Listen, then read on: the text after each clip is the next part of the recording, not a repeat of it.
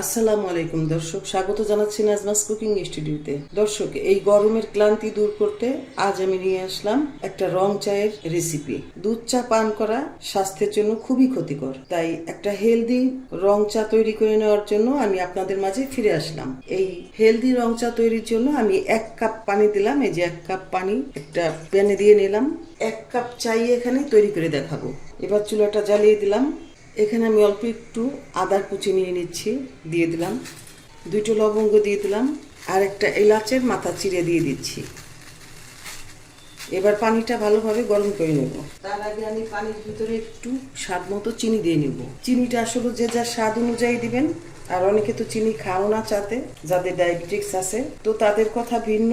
তো আমার যেহেতু ডায়াবেটিক্স নাই আল্লাহর রহমতে, তো আমি একটু চিনি দিয়েই খাবো। 1/2 চা চামচ পরিমাণ চিনি দিয়ে দিলাম।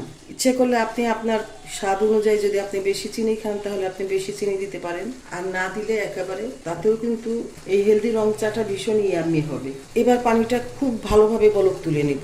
এই পানিটাকে আমি প্রায় 1 মিনিট সময় খুব ভালোভাবে ফুটিয়ে নেব।